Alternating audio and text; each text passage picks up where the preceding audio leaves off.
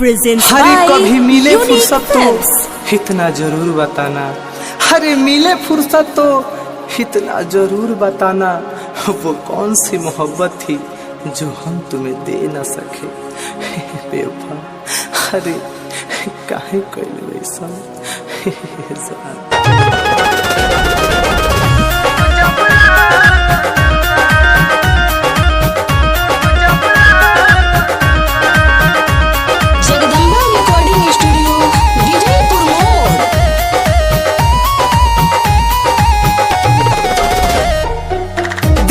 दुखइबे करी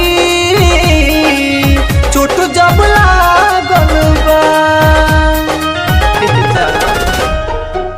दिल दुखइबे करी चोट जब लागल बा। जेकरा खातिर दिलवा परसों से पागल बा। दिल दुखइबे करी चोट जब लागल बा। दिल दुखइबे करी चोट जब लागल बा। जेकरा खातिर दिलवा परसों से पागल बा। दिल दुखइबे करी चोट जब लागल बा।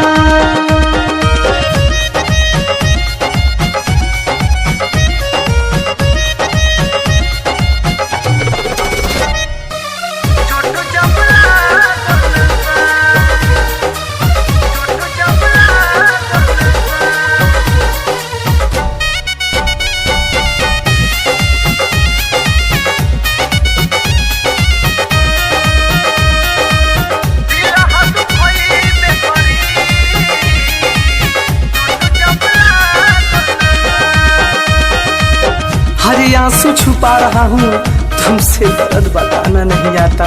हरे आंसू छुपा रहा हूँ तुमसे दर्द बताने नहीं आता। बैठे बैठे भीग जाती हैं पलके दर्द छुपाना नहीं आता। तू तो भूल गईली हमके हम न भूल पैनी उनके। जियत बानी हम उनकर काल रिकॉर्डिंग सुन के।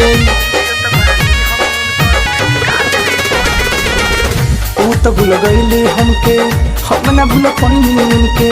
जियत बानी हम उनकर काल रिकॉर्डिंग सुन के। अभियो नजरिया पर उन्हीं के चेहरा बा। अभियो नजरिया पर उन्हीं के चेहरा बा। जेकरा खातिर दिलवा परसों से पागल बा। दिल दुखइबे करी चोट जब लागल बा। दिल दुखइबे करी चोट जब लागल बा। Presents by Unique Films.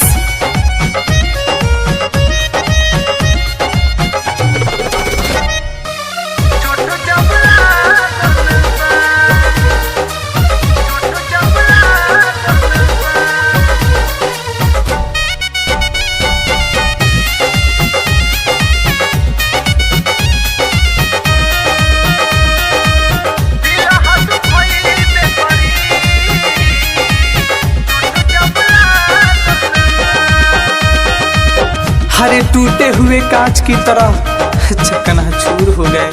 हरे टूटे हुए कांच की तरह चकनाचूर हो गए। हरे किसी को लग ना जाए इसलिए सबसे दूर हो गए। दीपक दीवाना अब तो जियल ना जाला हो। पीड़ा दर्दिया के सहे न सहाला हो।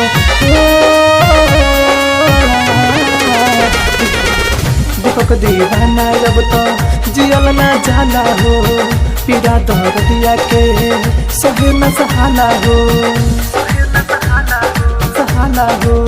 पर कसमार जाई एक दिन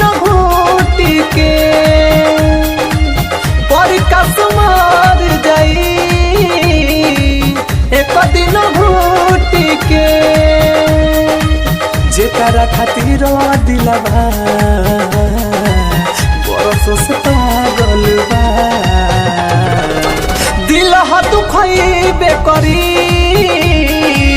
चोट जब लागल बा। दिल दुखइबे करी चोट जब लागल बा।